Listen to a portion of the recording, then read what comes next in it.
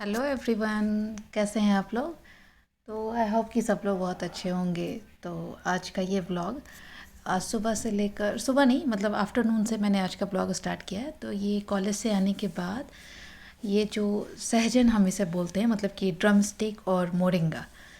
तो इस ये ना मतलब घर से आया था, भाई लोग कार से आए थे तो उधर से लेकर के आए थे, क्योंकि यहाँ बैंगलोर में ना काफ़ी मोटे वाले ड्रम स्टिक मिलते हैं जो सांभर में डाल के हम लोग खाते हैं। तो ऐसा वाला ड्रम स्टिक ना यहाँ नहीं मिलता, मतलब कि इसे हिंदी में हम लोग हमारे साइड सहजन बोलते हैं। तो वहाँ से आया था तो मेरा ना मतलब बेसब्री से मैं इंतज़ार कर रही थी कि आए और मैं इसे बनाऊँ, और वो भी मम्मी वाले स्टाइल में, क्योंकि मेरी मम्मी जैसा बनाती है ना वो मतलब काफ़ी अलग होता है। तो ये मैं उसे पील कर रही थी और उसी वक्त ना मिस्टी की आवाज़ आई तो मैं उसे देखने गई तो मिस्टी स्कूल से आ गई थी। तो उसे ही मैं लेने चली गई थी, नहीं तो उसका एग्ज़ाम है ना, तो कहती है कि मुझे लेने तुम नहीं आती हो, देखो नीचे से भी। तो मैं वही वो आ गई थी, और वो भी ना उसे भी ना ये सहजन पील करने में बड़ा मज़ा आता है, तो वो भी लगे हाथ मेरी हेल्प करने लगी। तो ये इसे पील करने के बाद ना इसे बनाने का प्रोसीजर शुरू करेंगे। थोड़ा लेंदी होता है, बनाने में टाइम लगता है, बट खाने में काफ़ी अच्छा और काफ़ी टेस्टी होता है। और जैसा कि आप लोगों को पता है कि ड्रम स्टिक में ना मतलब इतने सारे इसके बेनिफिट्स हैं मोरिंगा के। आप अगर गूगल भी करेंगे मोरिंगा के बारे में तो आपको ऑलरेडी बहुत सारे लोगों को पता भी होगा कि मोरिंगा खाने से बीपी वगैरह कंट्रोल होता है। इसमें मैग्नीशियम, पोटेशियम, मतलब कौन से ऐसे मिनरल्स और विटामिन्स नहीं है जो मोरिंगा में नहीं है। तो ये देखिए मैंने उसे पील कर लिया था, और अब मैं उसे ना थोड़ा सा बॉईल करूँगी, हाफ़ बॉईल, पूरा नहीं। तो उसे मैं कढ़ाई में ही डाल रही थी, और उसके साथ ना मैंने उसमें आलू भी दिया था। तो ये देखिए आलू और सहजन दोनों को मैंने डाल दिया था, और ये बॉयल लगभग हो चुका था, मैं वही चेक कर रही थी। उधर मैंने प्याज भी कट कर लिया था, और ये देखिए हो गया है। अब मैं उसे उधर स्ट्रेन मैंने उसे कर दिया था, और मैं इधर थोड़ा कढ़ाई में तेल दे रही थी, क्योंकि सहजन और आलू दोनों को थोड़ा सा हल्का सा फ्राई करेंगे। ठीक है। तो मतलब मैं कोशिश करती हूँ ना कि जितना तेल कम यूज़ कर सके। तेल खाना उतना हेल्दी होता नहीं है, तो कोशिश करते हैं कि जितना कम कर सके। तो मैं उसे ना उसी तेल में अब फ्राई करने लगी थी, थोड़ा सा उसे भूनूंगी, और उसके बाद उसके आगे का प्रोसीजर मैं दिखाऊंगी। देखिए ये हो गया था। उसके बाद मैंने फिर से तेल डाला, और उसमें बे लीफ, तेज़पत्ता, थोड़ा सा जीरा और एक रेड चिली ये मैंने डाल दिया। उसके बाद ये प्याज डाला। अब उसे प्याज को मुझे भूनना है, तो मतलब कि रोस्ट करना है। तो ये देखिए उधर मैं मसाले तैयार करने लगी थी, थोड़ा सा हल्दी, थोड़ा सा धनिया पाउडर, थोड़ा सा जीरा और ब्लैक पेपर और रेड चिल्ली, और गरम मसाला जो है हम लास्ट में इसे देंगे। तो ये देखिए, तो वही मैं मसाले कटोरी में लेकर के मतलब उसके मेज़रमेंट के हिसाब से मैं डाल रही थी। और ये ना मतलब सहजन की बात करें ना तो मतलब हर समय मतलब जब भी सीज़न आता है ना सहजन का, हम इधर बैंगलोर में होते हैं ना, तो ये मोटे वाले सहजन देख करके ना हमें लगता है कि अरे कहीं से पतला वाला मिल जाता ताकि हम खाते। और मेरी मम्मी के हाथों की ना सब्ज़ी ना तो वो तो हर किसी क्या है कि मम्मी के हाथों का स्वाद ही अलग होता है।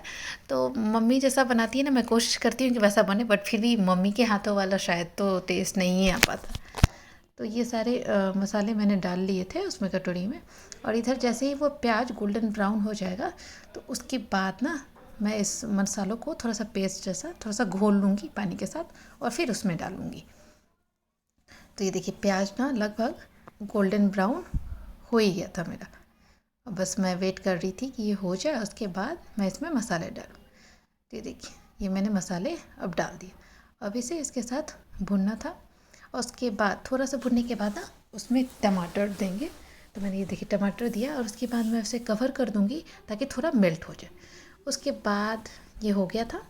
उसके बाद मैंने उसमें ना ये सहजन और आलू जो फ्राई किया था वो डाला, और अब उसके ऊपर थोड़ा सा गरम मसाला, और उसके बाद नमक, क्योंकि सब साथ में नमक देंगे ना तो उसका टेस्ट अलग ही आता है।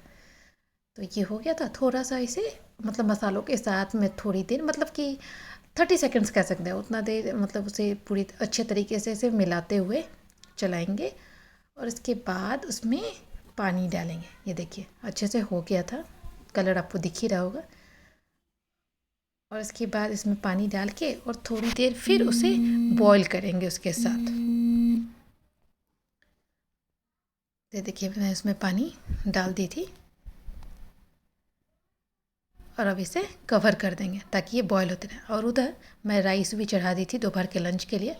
और इधर फिर मेरा आपको पता ही है ये डेली रूटीन में कॉलेज से आने के बाद मैं इमीडिएटली ना पूजा के बर्तन धो। तो अभी नवरात्रि भी चल रही है और आज थर्सडे भी था, गुरुवार था, तो पूजा के बर्तन थोड़े ज़्यादा ही थे। तो वही सब मैं धोने लगी थी तब तक, क्योंकि उधर चढ़ा हुआ था। तो मैं सोची कि इतने जब तक मतलब मुझे देखना ही पड़ेगा तो इतने देर में मैं ये पूजा का बर्तन धोकर साफ़ करके रख ही देती हूँ ताकि वो भी एक काम हो जाए। और उसके बाद ना आज मतलब थोड़ा सा था कि हम लोगों ने सोच रखा था कि आज मार्केट जाएंगे। तो जैसा कि मैं बता ही रही हूँ हमेशा कि नेक्स्ट मंथ हम लोग घर जाएंगे, भाई की शादी है। तो शादी का तो मतलब ऐसा ही है कि शादी तो पिछले ही साल थी, लेकिन वही है मतलब आप लोगों को नहीं पता कि पिछले साल जब शादी थी उसी वक्त मेरे पापा हम लोगों को छोड़कर चले गए, तो उस वजह से शादी रुक गई थी। तो अब 1 ईयर हो गया है तो अब शादी भी तो होनी है। तो कभी कभी कभी खुशी कभी गम वाला माहौल है। तो पापा की कमी तो कभी पूरी होगी नहीं, लेकिन फिर भी अब शादी है तो करनी है और खुशी से ही करनी है, क्योंकि शादी भी एक ही बार होती है। तो वही उसकी शादी की तैयारी के लिए हम लोग को मार्केट भी जाना था। तो हम लोग मतलब कह रहे थे कि जल्दी से लंच वंच हो जाए तो हम लोग फिर मार्केट निकले। और इधर इन दोनों का अलग ही चल रहा था। इन लोगों पे ना वो शो मी द ठुमका वाला फीवर चढ़ा हुआ है। तो मिस्टी करती है, उसके साथ साथ जिया भी करती है।